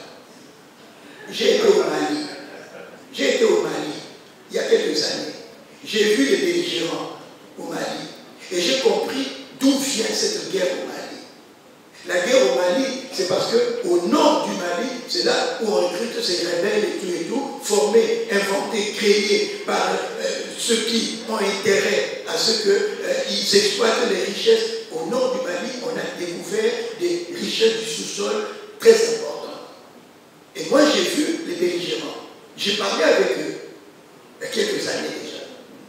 Et je me suis rendu compte que si Macron est allé au Mali pour dire « nous ne quitterons pas le Mali », c'est ça, non? Nous ne quitterons pas le Mali, parce qu'il y a comment on les appelle, les terroristes, il y a les djihadistes, les terroristes. C'est faux.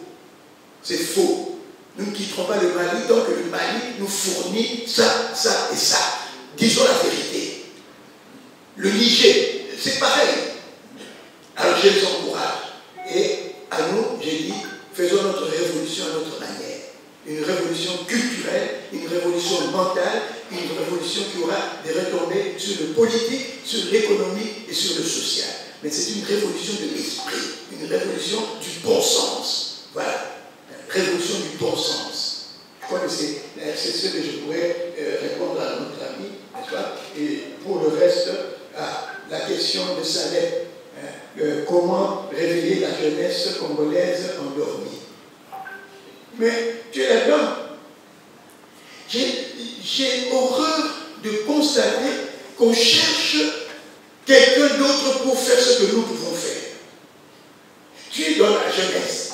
Tu es avec les autres jeunes. Pose-toi plutôt la question de savoir comment je vais faire pour que mes amis jeunes avec qui je suis, avec qui je côtoie, puissent se réveiller comme moi, je me suis déjà réveillé. Comment je vais faire pour les réveiller? Il ne faut pas demander à quelqu'un d'autre de venir faire ce que toi tu peux faire. Et ce qu'il y a de faire, c'est, je crois, commencer déjà à influencer le mode de vie, de pensée et d'agir de notre jeunesse. Et pour cela, c'est l'éducation. C'est l'éducation. J'ai proposé au ministre de l'Information des émissions sur l'éducation à la culture démocratique, avec 7 modules de formation. Analyse sociale, démocratie, leadership, non-violence, communication, parti politique et élection à la fin seulement. 7 modules de formation. J'ai rédigé les questionnaires pour les émissions. J'ai proposé la formule pour avoir des émissions, n'est-ce pas, au niveau de notre télévision nationale. Eh bien, ça fait des mois que j'attends la suite. Mais je n'attends pas, je les enquiquine pour que ça puisse devenir une réalité. Il ne faut jamais attendre. Il faut foncer, il faut le voir, il faut Et j'ai dit au président, j'ai envoyé au chef de l'État, j'ai envoyé le texte, la proposition que j'ai faite. J'ai dit, Monsieur le Président, voilà ce que j'ai proposé à ton ministre. Eh bien, si ça ne se fait pas, eh bien c'est vous. Alors voilà. Il faut que quelque part, tu fonces, tu dis qu'il y a des le problème il y a plus c'est que bah conseiller biso bah famille qui a pépé qui a kitoko qui elengi tout tire ko ba nzube na akiti wana ceux qui te ba nzube aozaishu na plaisir ko fana na kiti pour jouir non il faut ça la moussala donc c'est cela continue à me kinyate continue ça va tout le temps n'a pas beaucoup comme sous surtout pas le numéro de président. Beaucoup de gens sont connus mon colosso bengaye. Ce qui a pris mon numéro, après mon numéro, après mon numéro, finalement, à vos sous-candidat. Puis vous voyez que c'est ma camo de ligne. Sur son appel, à vos attaques moko. N'a pas à limite pour la pression, bombarder. Merci, monsieur l'abbé. Je crois que si on devait le laisser continuer, ils auront envie de rester jusque demain. Je vous demande d'applaudir.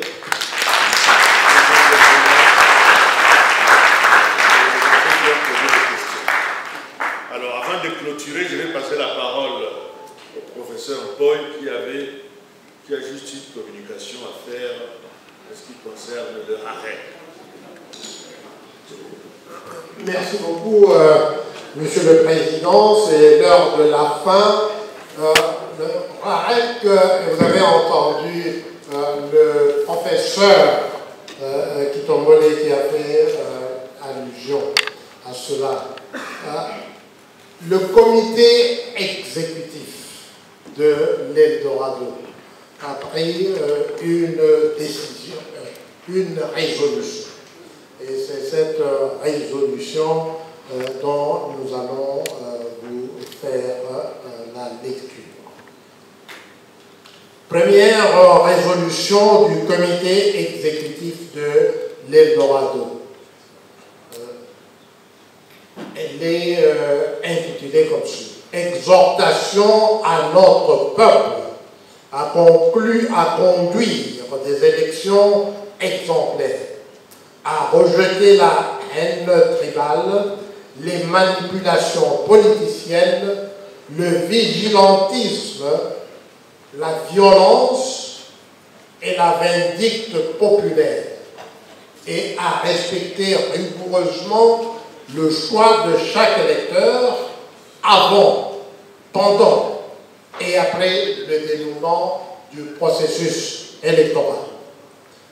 Très chers compatriotes, dans 120 jours, le devoir civique qui pèse sur chacun de nous nous imposera la charge de nous rendre devant les urnes pour y choisir librement, en âme et en conscience, dans le secret absolu de l'isoloir, l'homme ou la femme à qui la majorité des électeurs aura choisi de conférer la charge écrasante de sortir notre pays de son ornière actuelle pour nous guider tous ensemble vers un destin meilleur. De 2015 à 2018, le cheminement tortueux vers les élections avait plongé de nombreuses familles en deuil. Comment ne pas mentionner les nombreux compatriotes dont les noms et les sépulcres demeurent inconnus, qui furent massacrés à travers les rues de Kinshasa, Goma et Mbandaka du 18 au 21 janvier 2015. Comment ne pas rappeler des noms emblématiques tels que ceux de M. Mukendi Chibanga Rossi, un jeune assistant de l'Université pédagogique nationale, et Mademoiselle Kapangala Mwanza de Chade Thérèse, une jeune aspirante qui allait bientôt entrer dans la vie religieuse, innocente, furent fauchées cruellement sur le seuil de l'église Saint-Bernard dans la commune de Lemba et celui de l'église Saint-François-de-Sales dans la commune de Kinshasa. Enfin, comment ignorer qu'à travers de nombreuses localités dans les provinces du Grand Kassai, phénomène dit Kabouena-Sapo, du Tanganyika, les tueries Bantoutois, et de Maindombe, les tueries de Yumbi, la mort fut instrumentalisée impunément par des agents de l'État afin d'imposer à notre peuple des arrangements politiques taillés sur mesure pour produire des résultats électoraux dont notre peuple espère vivement que les échéances expireront pacifiquement et de manière absolument transparente à travers les urnes le 20 décembre 2023. Agissant en qualité de patriote, le comité exécutif de l'Eldorado africain lance donc un appel urgent et pathétique à chacun et à tous nos concitoyens, afin de nous ressaisir et de nous engager à observer tous de manière très patriotique les principes ci-après pour que nous produisions ensemble les meilleures élections que notre pays n'a jamais produites depuis son avènement jusqu'à ce jour. Il s'agit des principes ci-après.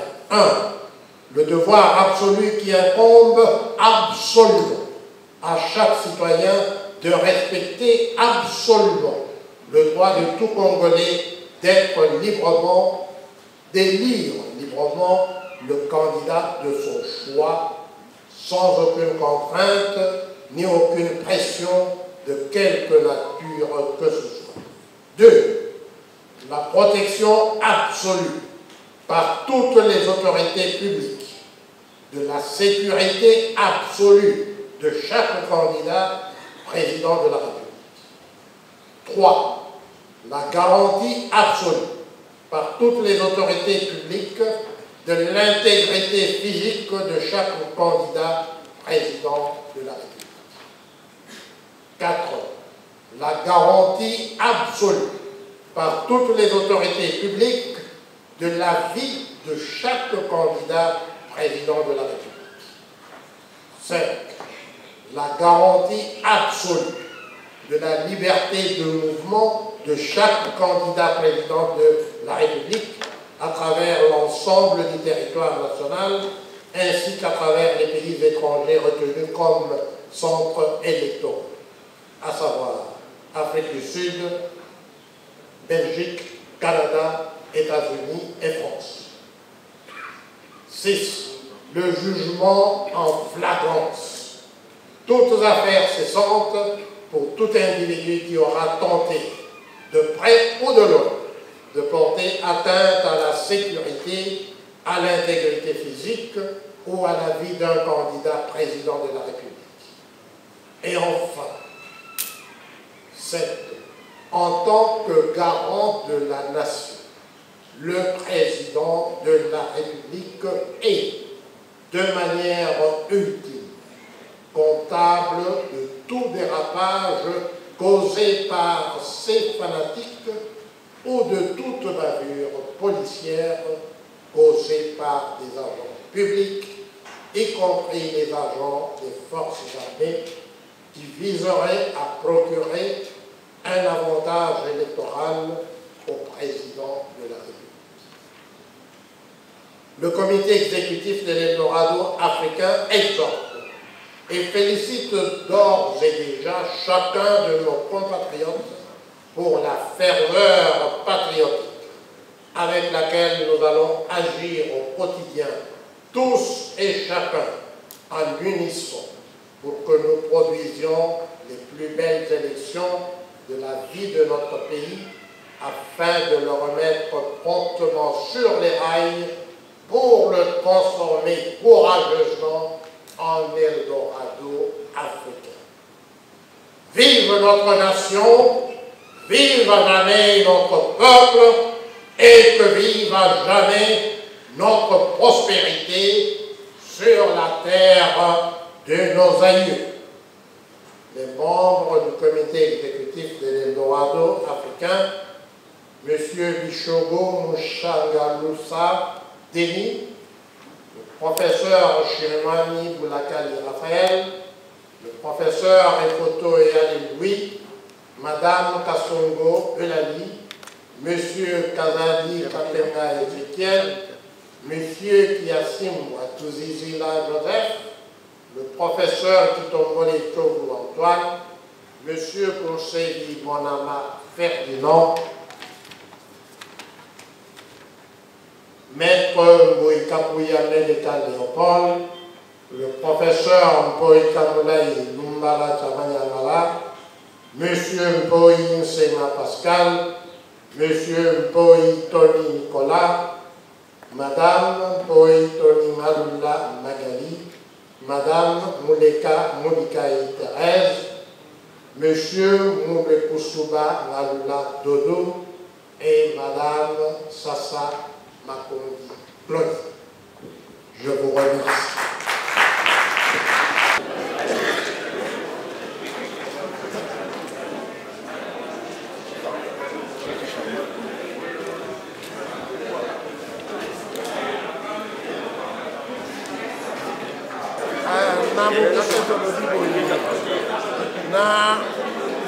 Le 20 décembre, il y a salsa, il y a décembre.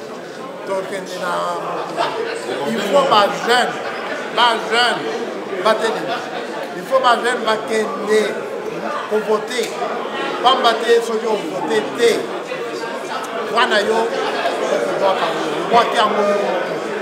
il faut aucun le 20 décembre pour voter président de la République. Bien mon corps, dès votre voter, vous la Bobimba. Votre Bobimba pour voter comme président. Le Seigneur dit, yo, aux alliés jeunes, il faut voter les aucun pour Pona, moto yo, au canis que à côté de la